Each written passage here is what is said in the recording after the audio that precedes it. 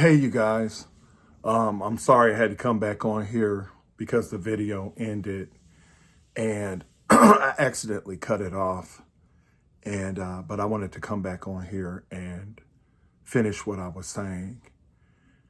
So I want to tell you guys that I haven't been able to see my children for over a year. I was only able to see my son. I left, again, as I was stating in my testimony, I left in November the 4th, 2023, November the 4th or so, 2023. And I did not see my son, Keke, until the end of June, which was the divorce court for me and Keke Wyatt. Where we would have the divorce finalized.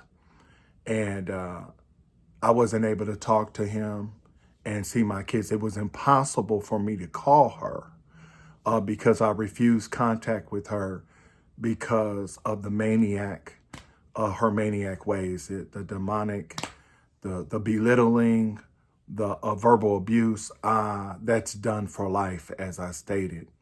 And so, at this particular time, I wasn't able to talk to them anyway because of her and her cousin were living together. Call it allegedly or whatever you want to say.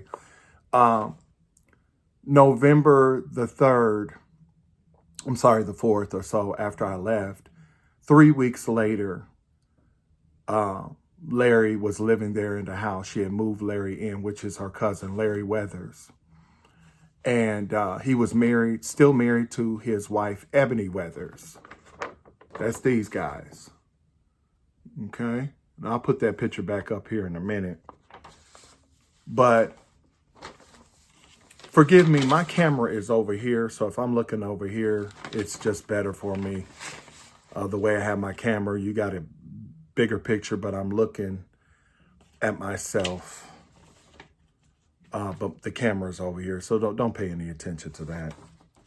So anyway, I was not able to, when I left and I had to leave for the last time, as I expressed, my oldest son was bumping into me. She had confronted my oldest son. I was his stepfather, for stealing her money.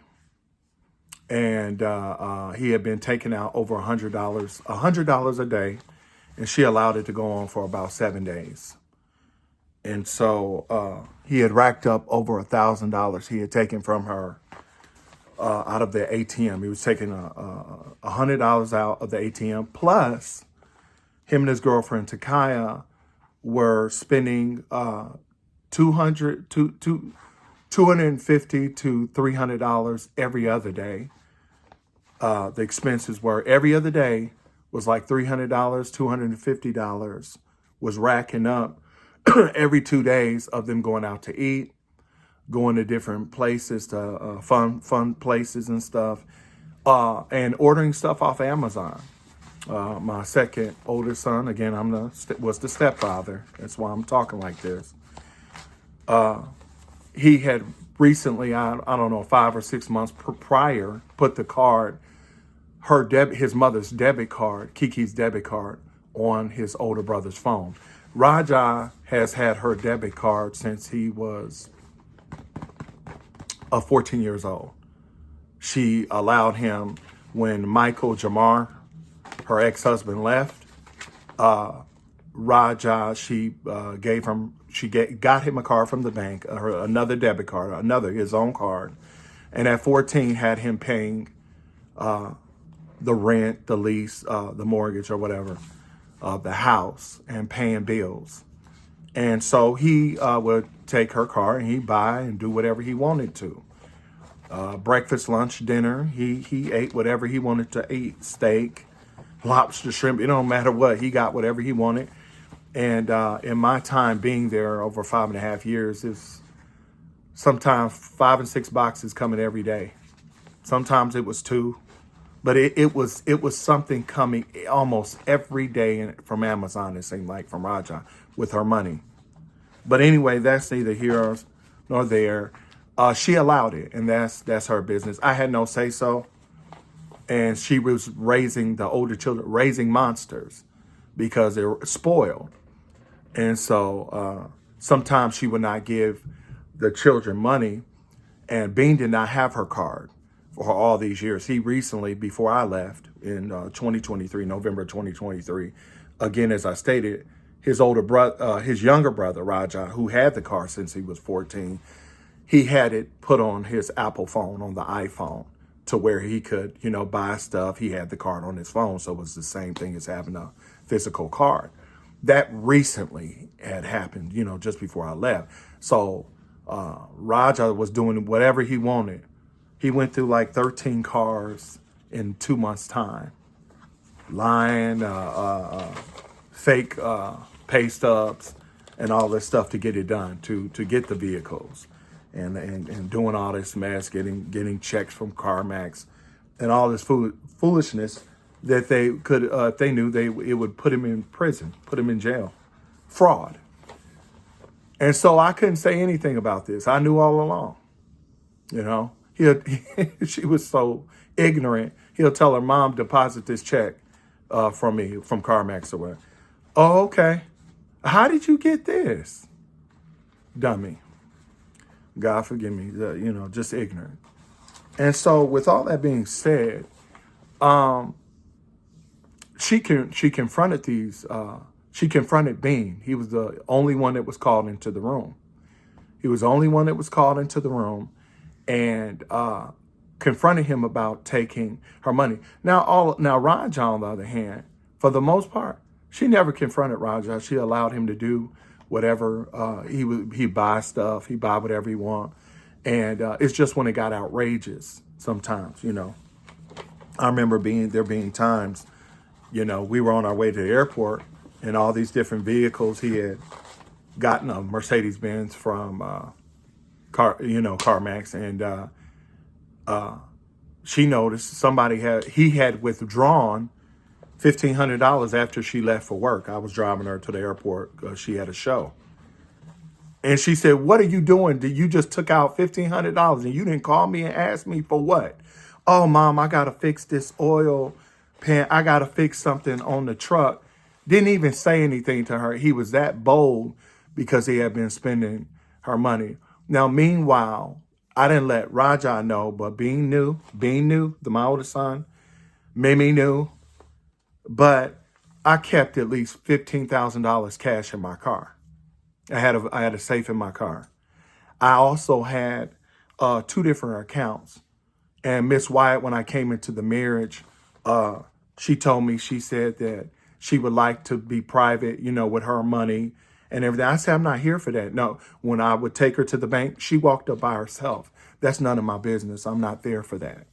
Again, excuse me if I'm looking off. The camera is over here, but this is better with me talking, just doing it this way. So y'all don't pay no attention to that. I'm explaining that I'm nipping this in the bud because it's actually foolishness, but I have to nip this in the bud before I go into full-time ministry. And so this is the day that I had to leave that house forever. And God set it up. He used the older kids, Bean and Raja, primarily Bean at the time. And so, and Raja. And so she brought Bean into questioning for taking her money that day that I had to leave, and stealing her money. He began to lie. He lied even on my older sister, saying that he had to get edibles and he had to send all this stuff to Arizona, and he had to he had to send all these things and whatnot, lying on her that this is where the money was going to, and it was him and Takaya ordering stuff off the internet, clothes, you name it, going out to eat, spending it, different spots, fun spots that they're going to, and without saying anything to her. And so Oh, I'm sorry, Mom. She said, well, then why were you, if you spend it $300 a day, you and Takai, why are you taking out $100 a day? Oh, well, I was just taking it out because I didn't want you to be mad. I didn't want to take out too much. It was just a bunch of mess. And so Raja ended up coming in the room. And so he's coming in the room to so-called take up for his older brother. And because Raja was his mother, she looked at him like that was her God. And that's why she allowed him, all the children knew, to do whatever he wanted to do. You know, he didn't have to, Raja, the older children they didn't have to respect nobody but Keke, their mother. Or she'll jump on them. She'll put her hands on them, slap them, beat them down, whatever. But anybody else saying anything to her kids, the thought was, she'll kill them. She'll take them out. I'll kill you for messing with my children. For if you say one word to my kids, her children were her God, but Raja was her God. And so she allowed him to just do and so she created a monster. Plenty of times, there's a particular story. My oldest son was with Mimi, and they were in the Suburban, and he always was involved with road rage. He hated most human beings, people. He didn't like people. And the only people he liked was someone that would kiss his behind. And I was always kissing behind. I kissed all my children behind. It wasn't fake. It was love. But you get sick and tired. I love my children. I look past them being spoiled and them having these monstrous characteristics. But she caused it by the way she raised them. She raised them to not have to respect anybody but her and everything like that. One particular occasion, my kids came home and told me, my oldest son, Mimi, they were probably afraid. Raja, there was a lady he was following. She didn't get out of the way quick enough. He was trying to bully her he had a big old Suburban that belonged, my wife, her Suburban. And he followed the woman home and did donuts in her yard, in her flower bed, and tore up her whole yard. And the children were worried, Mimi and Bean, anyone could have came out with a firearm and laid them down, out of the house. It could have been deadly. And stuff like this happened, calling women in Kroger's in different places, the B word, the BITCH word, 40-year-old black women, 50-year-old black women, and she could have had a son in the parking lot. She could have had a son in the store or anything, and it would have been over. Getting chased home on the freeway because he done pissed somebody off or did some type of road rage foolishness, and calling his mother, saying he had to call the police. He's afraid somebody's trying to follow him home, that they're going to try to kill him because he has done something foolish. He done flicked somebody off. He done did this and that. And he's going over 100 miles an hour trying to get away from them now. So he would do stuff, but then be a coward and not be able to back it up and want somebody, put his mother and me or anybody else in jeopardy to have to defend him. And so this young man, when I turn 21, I'm going to get a gun. And we weren't mad at each other or anything at the time, but I remember it was just a little discussion. He said, yeah, Zach, you too big. I would have to shoot you. I grew up around Detroit, Michigan. I live in the suburbs, but every time I went out, somebody was getting killed. Individuals, 2 or 3 people getting shot to death. I've had people shot and killed standing 20 feet away from me. The bullets rang out. 15 shots from a 40 caliber handgun. I've been at the cabaret years ago where I was with friends and with the wrong crowd, and a birthday party at a cabaret in Detroit, Michigan. And the bouncers put drug dealers out and they roughed them up, throwing them out. They went back to their cars, got sawed-off shotguns and AR-15s, and came back, shooting everybody, shooting the bouncers. And because I am a big guy, I look like a bouncer. I had to go run and dive into the coat closet and tell the doorman, lock it up, before we get killed, because they would have killed me thinking that I was a bouncer. They were shooting all the security because of how big I was. So I'm giving all this information to tell you how serious this stuff was. So I'm a gentle giant, but I'm not no pusher. I'm like a real life Rambo. When you go to these car shows and stuff, you need about 200 rounds of ammunition and a Tommy gun or Uzi. And so I'm not going to get into what I carried or what I had or any of that, but I'm not the one. I am a man of God. But you remember the movie Rambo, he told everybody, he said he was a nice guy. He said, I didn't do anything. And at the end of the day, everybody got laid down. So I have to run away from stuff and separate myself. I got time. We don't tolerate bullies. We don't tolerate the games, and we separate ourselves from the foolishness, because that's Satan's agenda, to try to get you behind bars or to get you in your grave.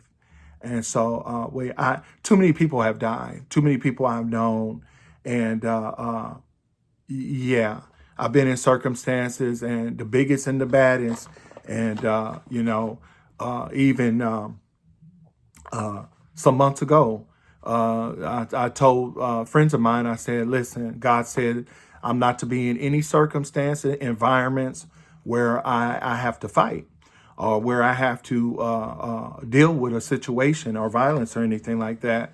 God has me for full-time ministry, and you guys can't put me into anything I don't need to be. Well, my sister got punched in the mouth. She's not my biological sister. She's like a sister to me through my brother, my little brother Pierre, my former pastor's son. And so his wife ended up, my sister, his wife, she ended up getting punched in front of me by a member of the family, an uncle, who was supposed to be the baddest man in town, known for beating people up. And guess what? He got laid down. I had to restrain him, and he got laid down. And God don't want me in those type of situations. And I bless his name. I have to say all of this. I have to say all this. I have to get all this out, because we're just keeping it real, okay? So just because a person is nice and just because they're easygoing does not mean that they are pushovers. And that is who I am. I am not a pushover. And so I fear the Lord. I love the Lord. And I repent when I'm wrong, or if I do wrong. And so anyway, I told that story to say that I have wisdom, even while I wait for wisdom. I have enough discernment to understand that you have to be careful. So anyway, going back into this, she dealt with the older son, and he's apologized, mom, and and she accepted and everything, and it was not even a slap on the wrist or whatever. I kept my mouth closed because I didn't have a voice. Well, anyway, they left the room, and they went out there. Raja sat around the corner, but before he had left out the room, he called my sister fake, Maria, talking about I tried to talk to her. He tried to talk to his auntie, my older sister, and she was being fake. And so he lied on my sister. And then he said, I don't like being around any fake people. And so, which was referring to me that he didn't like being around. I'm in the room and I'm fake and everything. And so he left the room. Bean and his older brother did too. Well, he went out there and sat down. Bean went out over, like going over towards his place or his room or whatever. And Raja sat in the chair. Well, I came over there and started talking to Raja, and he was afraid because he had just called me fake. And he started bringing up, well, you restrained mom. I don't know if you'll restrain us, or you gonna restrain me, because he was talking crazy. And I'm in his, I'm in his face. I'm talking to him. I'm just like, Raja, just keep it. Never threatened. Never. talking about he had a dream that I was trained him and all this stuff. These kids, he would call me broke ASS. I'm tired of these broke you know the word, NIGG, you know, and to referring to his biological father and me. When, like I said, I had 2 accounts, and I kept like $15,000 in the trunk of my car. Whenever they needed something, put $500 in his hand. No, thank you. Not even a thank you. Talking about he lost money of work. He never worked.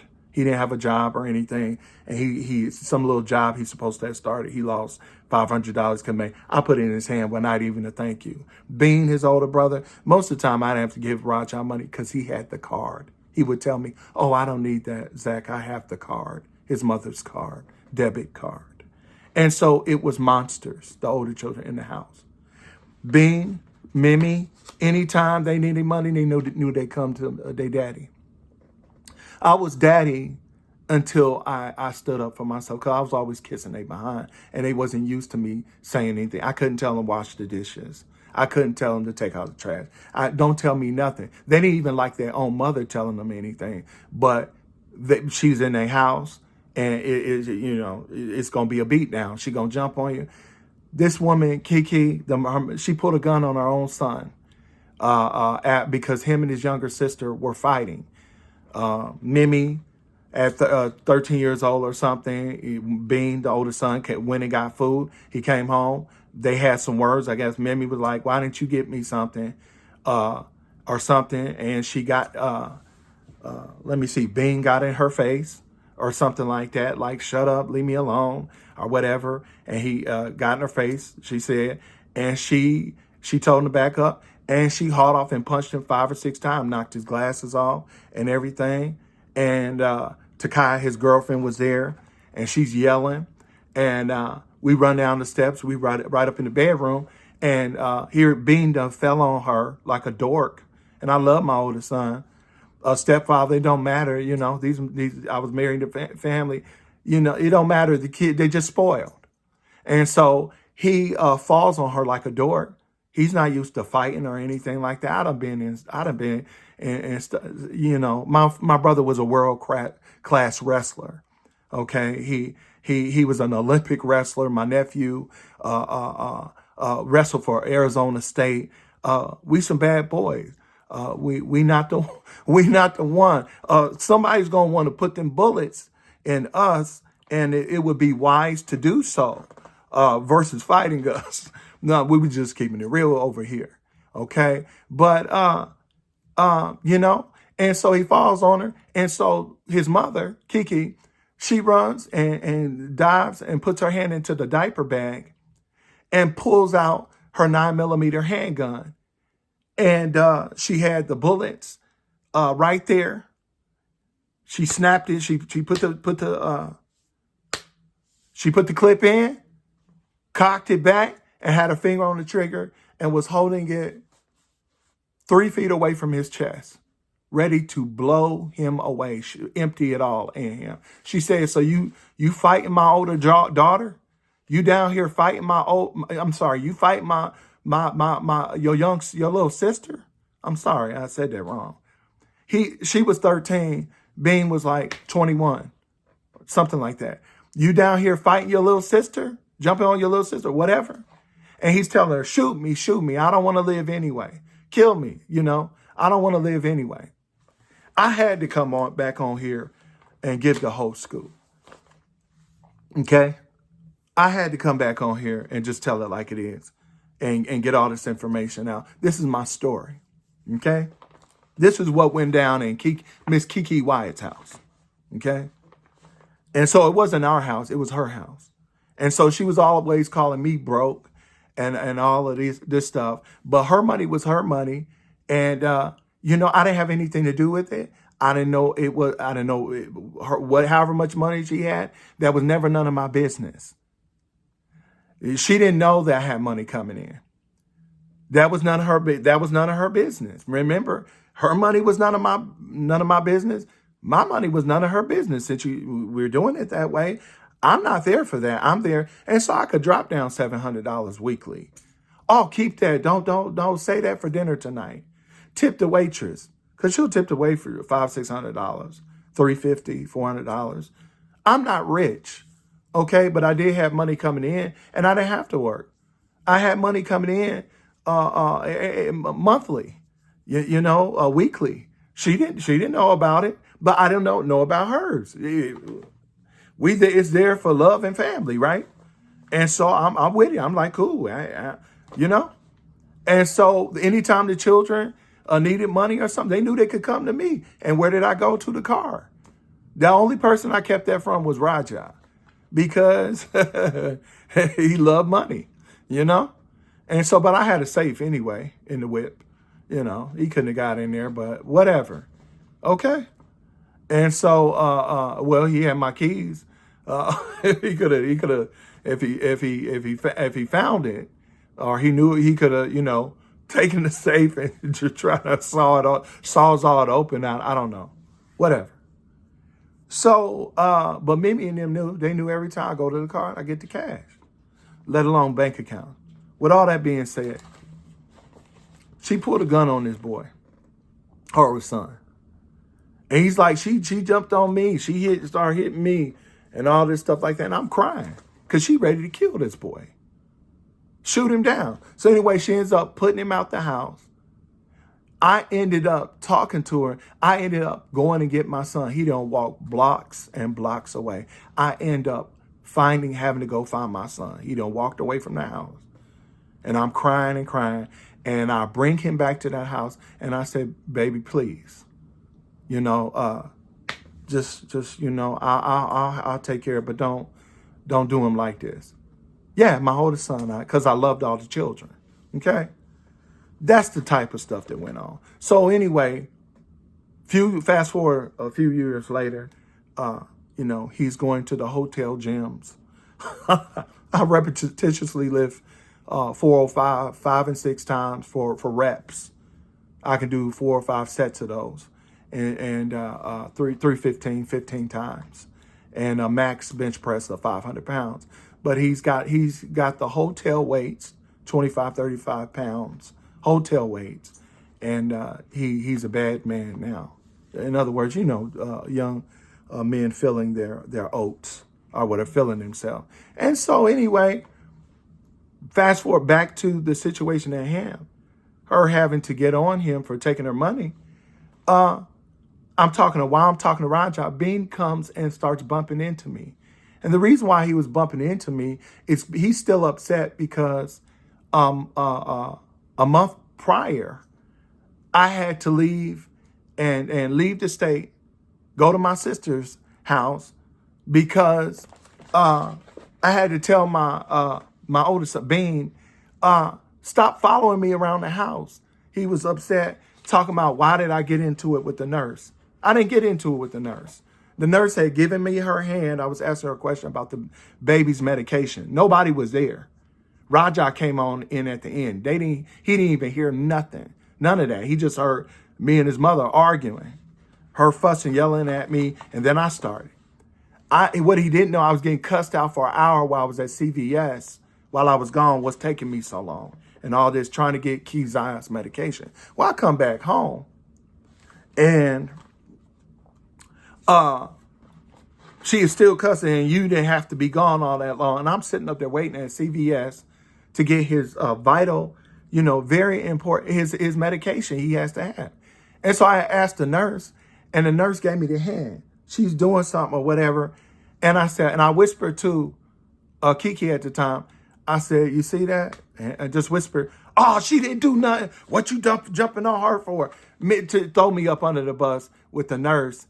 And then it's like I did something. And what I did at that point, I exposed her. I said, the way you disrespect me, cuss me out in front of these children, the nurses, the oldest kids don't have no respect for me. The nurses don't have no respect for me. The nurse have to use the bathroom. She's running all the way to the other side of the house and going upstairs if Kiki's getting her nails done to give her my youngest son, Keziah, versus giving me the baby, because the nurse, they didn't have respect for me for how she treated me. She had no respect for me as her husband.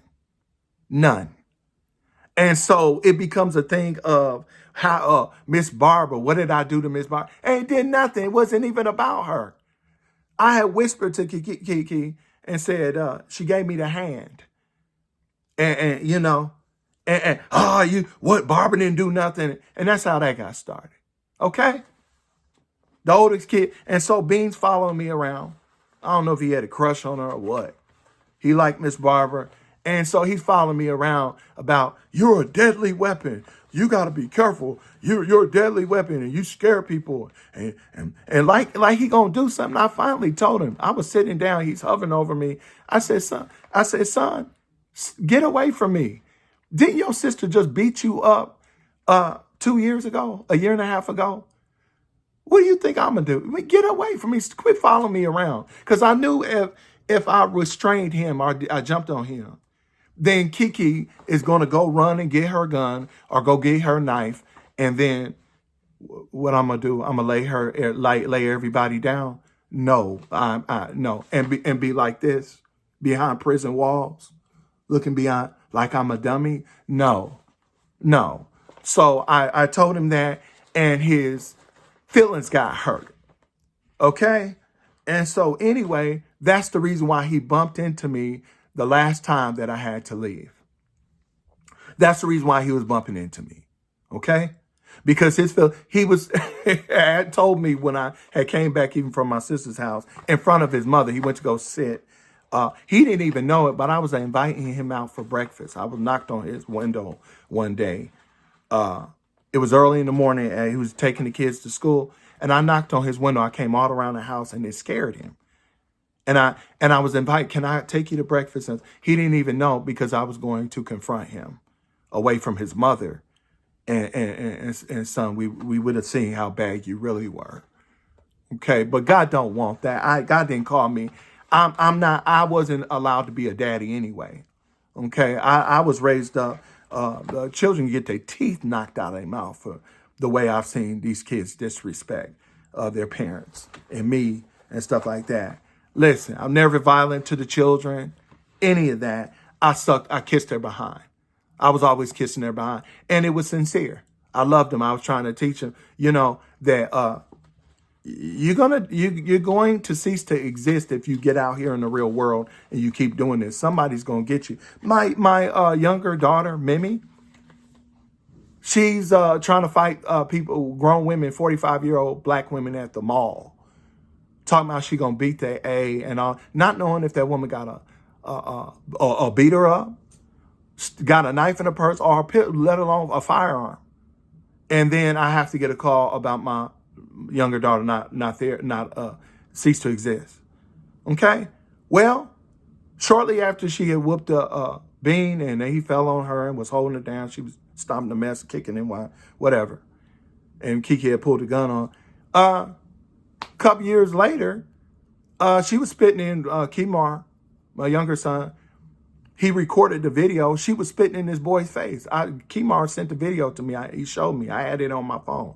I kind of hinted at it, but I told him I saw the video. I had it on my phone where she's spitting in this boy's face on the bus, calling him all type of bitchs and all this stuff, spitting, flying in his face. Well, he walked away from he walked away from and something she kept going on with it or whatever, bullying him, and somehow or another he ended up turning around her, talking about he's scared and this and that. Anyway, he ended up beating her up. Listen, he broke her nose, he got the better of her, and he beat her up. And guess what happened? She was on the bus, unconscious. And we got a call. We were out of town for one of Keke's shows. She was unconscious, not breathing. And Keke's running around the hotel. She had a show. This is before a show. About to lose her mind. And calling Andre and all this on the phone and everybody praying and everything and all this. Y'all, I'm very embarrassed having to tell all of this. A Nightmare on Elm Street. Freddy Krueger. I said, God, why'd you do this to me? I believe this was this young lady's last chance. But let's get back to this. So that was the day, the whole reason for me, and I done took a half an hour explaining it. The whole reason for me leaving the first time. And guess what? So when he bumped into me, I started cussing. Back to my son bumping into me. Man, I started cussing and going off. I said, here I've humbled myself for 5.5 years putting up with you and Raja, with your disrespectful mouths. And here I humble, and he acting like he want to fight. He didn't want to fight me. He was trying to get me to provoke his mother. And I already knew what was going to happen. If I put my hands on that boy, she was going to run to the knife drawer. And I carry a filet mignon. And it wasn't going, we're not going there. You're not going to stab me, Miss Keke. You're not going to kill me. I had thrown her gun clip away a month ago before that happened because I saw something coming. I said, you're not going to shoot me?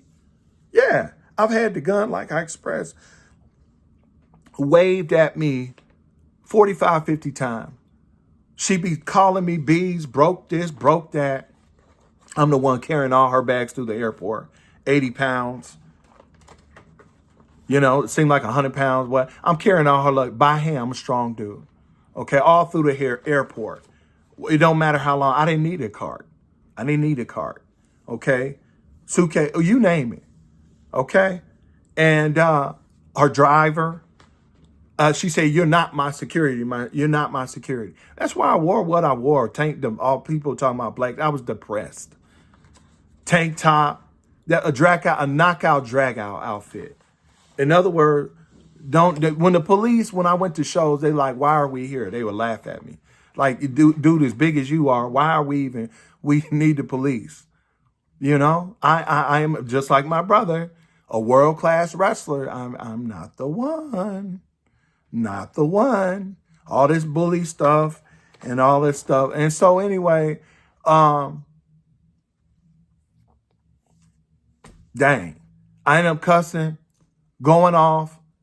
And I really wanted to teach them a lesson, but I have to go on. Raja called the police. He calls the police right then and there with his arrogant self, his coward self, talking about that I got guns. I'm have them in hostage, holding them in hostage, and this is all on the Ring camera. And she only played chopped up a shorter version of me cussing to make me look bad and showing my older sister and showing everybody. But you didn't show my older son coming, bumping shoulders with me and trying to be Mr. Tough Guy. Now, what if he would have brushed your shoulders, Keke? Would you have stabbed him? You already held that gun 3 feet away, ready to shoot him down dead, okay? Because you don't care about your life and you're a maniac. You're a lunatic, okay? The Ring camera. She has a short recorded clip of me going off on them and but not being bumping. All that was recorded, and she just played a little chopped of her. It's bad when somebody knows what's going on and there's so much of a liar. She said if her children killed somebody, if they took somebody out, she would go and say that she committed the homicide, that she did it so that they could go free. That's how crazy this woman was. Her children were her God, but her number one God was Raja. Okay? And we're not going to get into the things that Raja did before he got cancer. And a monster. A monster. Okay? And so, out of love, we're gonna leave it alone. Okay? But this is what happened. This is the last day of me leaving that house. That was it for life. And so I left, and that was it. And so this is where Larry Weathers and for 3 weeks after I left, she's calling this man who's living with his wife in Kentucky, Ebony. They would come over and visit several times. We'd go out to eat and everything. This is her cousin. And so 3 weeks after I left, she cannot be alone. a lunatic. And so she figures out that I'm not coming back. I'm never coming back. Okay? Smart girl. And so she calls her cousin, who's still married to his wife, has him to come. He comes like one or two times. The second time, he stays. Him with his opportunist self. Forgive me. He's an opportunist. Uh, him as an opportunist, he saw to take advantage of the situation, to use her money, to get at that bank account. Okay. And so after he locked it in and convinced her and tell her, you got to divorce Zachariah.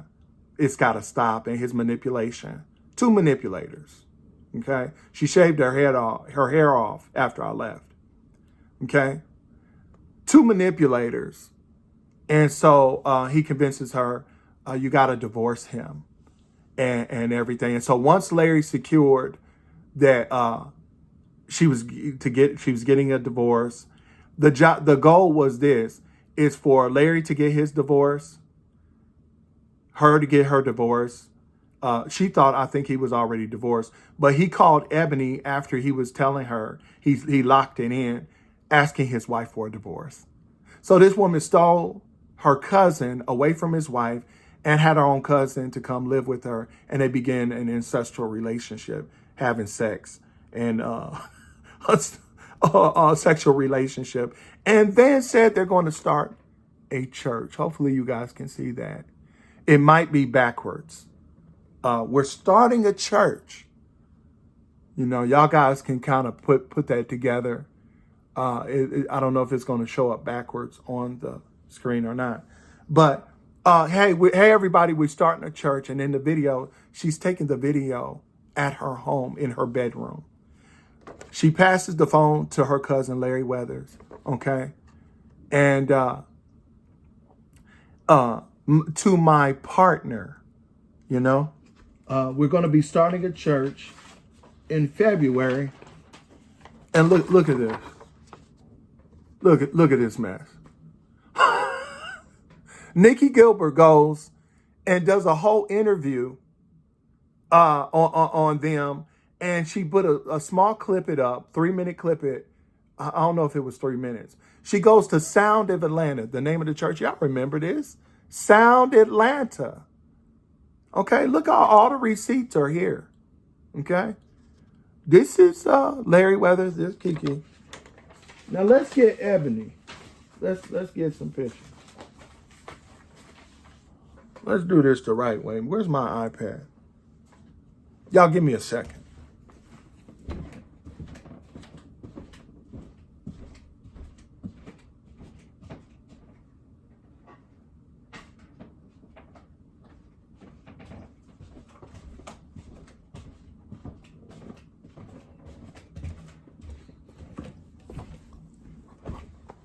Sorry about that, y'all. I don't care if it's a little ghetto. We nipping all this mess in the bud.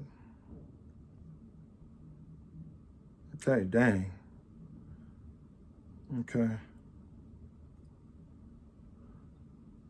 Yeah, I erased all those. Here, we're going to do something like this. Give me a second, y'all. Bear with me. Okay.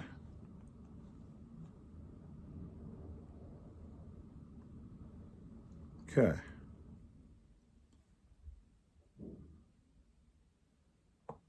All right, where we at? Okay, I'm almost there, y'all.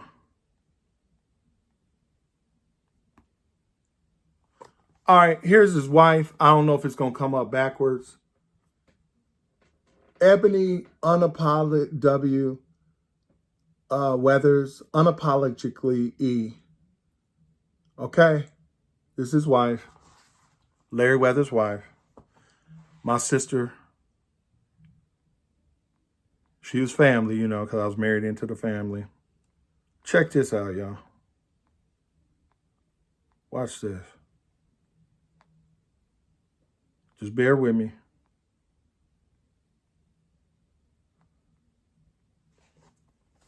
Who is this? That's Larry and his wife, Ebony. And guess what they had? They had their own church. It was called Sound Lebanon, Kentucky. So he took the church name, Sound, Lebanon, Kentucky, Sound, and he used that to create Sound Atlanta with Keke, his cousin. Sleeping together in the room, locked in the room with the refrigerator, not coming out of the room, in a sexual ancestral relationship, living with Keke in her bedroom. Excuse me. And you're pastors? You gonna start a church? What is God gonna do to you? What is the Lord going to do to you? Hold on, I'm getting some more.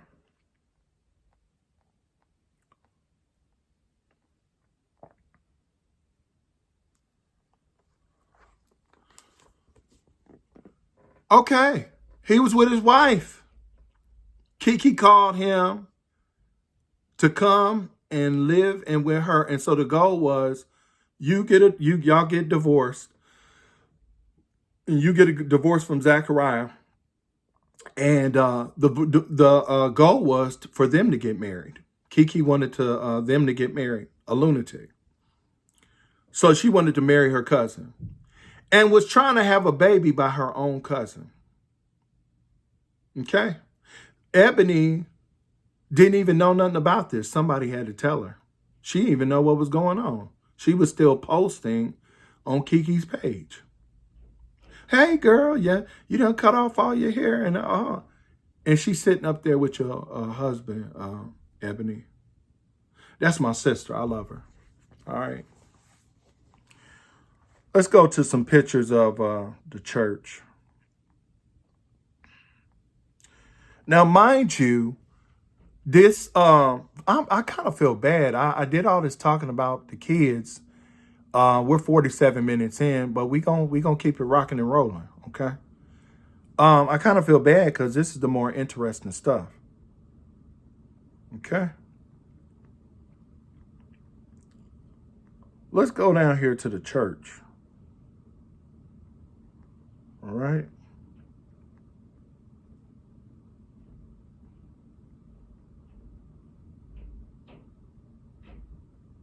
Y'all bear with me now. Just bear with me.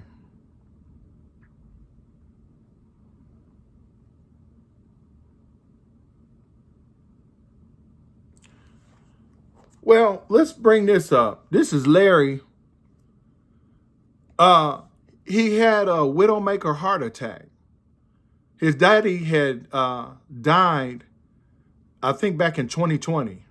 2 years later, he had the same thing his father died from. And I think he was in the pulpit when God struck him. He had a widowmaker heart attack. And Larry died, this guy. Keke's cousin she was sleeping with, allegedly. Died, okay? And they had to resuscitate him on a Sunday, Larry, okay? And God gave him another chance. And you mean to tell me this is how you repay God, Larry? This is how you repay God? And you don't think there's no hell? And you could just live any kind of way? Where do you think Hitler's at, Larry? Where do you think hell that the devil and his angels are going to? The lake of fire. It ain't none of that. Now, I told you I'm a seasoned veteran. I've been out the body thousands of times. I've had thousands of near-death experiences, been to heaven and to hell. So because you ain't never left your body, you ain't never been to hell, you going to risk that chance, Larry? You know better. No, what it is you don't want to do. People don't want to, they don't want no rules. They want to do whatever they want to do and think they gonna make it in. Think they're going to make it to heaven. You're going to get to heaven anyhow. Saved by grace.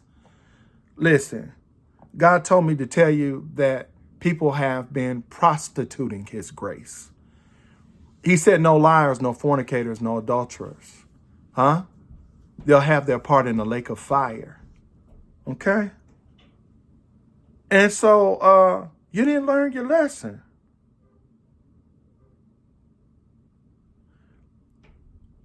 Was down for a whole year. And after this, after you down for a whole year with a widowmaker heart attack like your father who passed away a couple years before you gonna go to your cousin's house and seize the opportunity for money because you are a greedy, money-hungry, seeking devil, that you're gonna seize the opportunity to become, I'm a prophet, so to become because you want to be a famous pastor across the world and have everybody look at you and maybe hopefully drive a Bentley, your ambitions, and have a secret lust for your own cousin anyway, because you never would have done it if it wasn't there in the first place. You would have turned her down. But have a secret lust? Ugh. And this is all very embarrassing and disgusting for me ever to be connected to. But God has his reasons, and God has exposed you guys because God is cleaning house. He's cleaning house. Okay?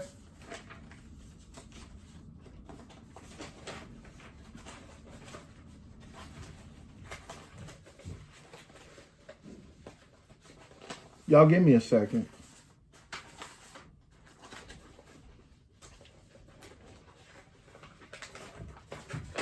I know I'm all over the place here, but we just exposing it how we need to. I'm gonna go ahead and cut this video in a minute. It's almost an hour in. Okay. So let's quit beating around the bush. Larry, he couldn't take it anymore. The abuse and all that stuff, and she was having to pay for him. See, she having to buy him. Had to put the money on the nightstand. See, paying all the musicians, the church, and she and dang it, where's the picture at? Hold on, y'all.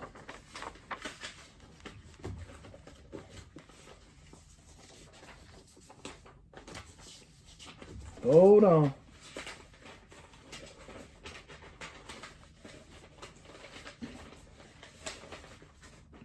Hold up. Excuse me. And so, like the new guy, Mr. Anthony Hardaway, I'm just kidding, Mr. Anthony Whitehead, allegedly, you were paying your cousin, Mr. Larry Weathers, to sleep with you, to be there with you, to live with you. But guess what? He couldn't take it anymore. Yeah, Larry Weathers Live, Facebook. He should be deleting it in a little bit with all the stuff that's going to be coming out. He should be shutting his page down a little bit. So get it while you can if it's still up. This is the church, Sound Atlanta. Okay, allegedly. Sound Atlanta. And so Larry, after I left, okay, after I left, that relationship lasted. It ended until Mother's Day of 2024 is when Larry had enough. He left. Okay, they've been getting into it, all this stuff. Okay. And so Mother's Day 2024. So I guess that was March. Yeah, March. The church, by the way, the church started in February, March, April. It ended at the end of April. April, March. So Larry left. He left around Mother's Day, I believe. She took a trip and he didn't go with her. She came back. His stuff was gone. He was gone. Okay. Allegedly,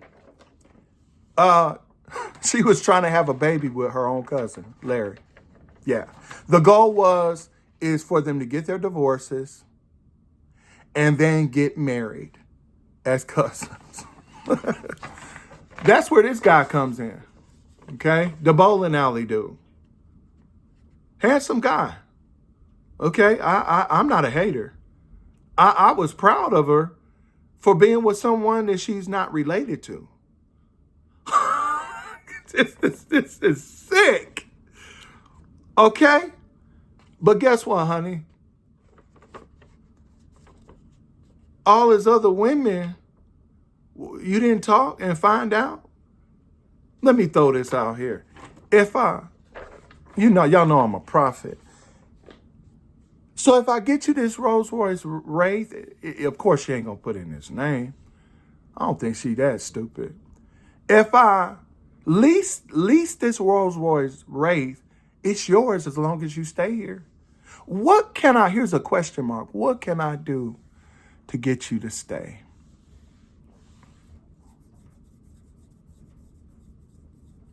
Money. Okay? I think y'all understand.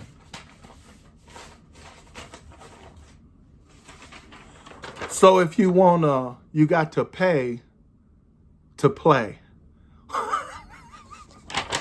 So while she had called me broke and talking about broke this and that, Larry and Mr. Anthony, she has been coming out of all kind of money to go from her cousin. This guy, the new guy, was introduced after Larry left. So right after Larry left, Freddie O introduced Anthony to her. A setup. Go get that money. And he's letting you know when y'all get into it, be careful, watch your mouth, because he saw the people that got money, the owners can become beggars, is what Mr. Anthony is saying. Watch yourself, humble yourself, because he's seen people going to be rich and to be poor and be the workers, okay? And so a lot of women wondering what's going on because they got money invested in it, okay?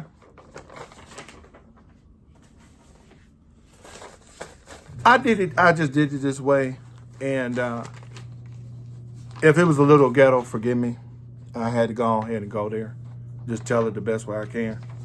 All right? Listen. Here's the point. What do you think God's going to do about this, Keke? Forget Larry and Anthony sleeping with your cousin. What do you think God's going to do about this? She said, I don't want no holy rollers coming to my church. And you blaspheme God? Huh? And have y'all as pastors starting a church in an adulterous relationship, allegedly? Running and starting a church, and he's still married to Ebony, his wife? Larry, what do you think God's going to do about it, Larry?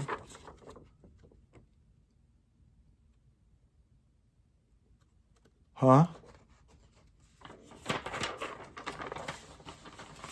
I'll tell you what he's going to do.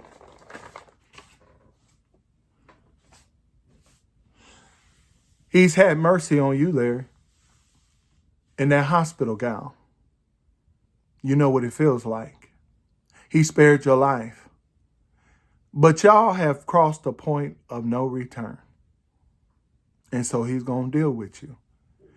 And me as a prophet, the world knows why he's going to do what he's going to do now to you.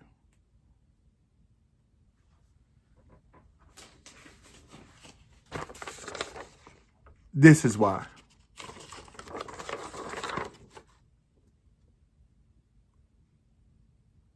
You blasphemed his name. You played with him. You deceive people. And after Keke they started the church and the church ended. Guess what she did? She turned it into a nightclub. Come on out and see. You come on out and see me. Okay? You turn the church, the same church, into the nightclub. I'm gonna have to go ahead and end this video, but let me just say this. Warning comes before destruction. God's gonna get you. You had a chance to repent, and now you got to deal with the Almighty God. I did a little strange. I just did it, just talk to y'all freely. Again, the camera's over here. I've been looking over here. Don't pay no attention to that. But just know what you see. I remember watching Whitney Houston live when her funeral. There's things that I know about I can't speak of. Whatever happens, now you know why. She had told Brandon and Jazz and everybody get your guns and worried about me coming back. And honey, it ain't me you got to worry about. It's God. And she thinks because it's been over a year that God ain't going to do anything. You about to find out. As these videos are posted, as these videos and these things go viral, we're going to see what God is going to do. Anyway, that's my sister in the Lord. That's my brother in the Lord, Larry. There's no love lost. You have to take that up with God. God bless you, people. God, forgive me. I just had to do it the way I did it. I'll come back on here with as the Lord leads me. Be blessed.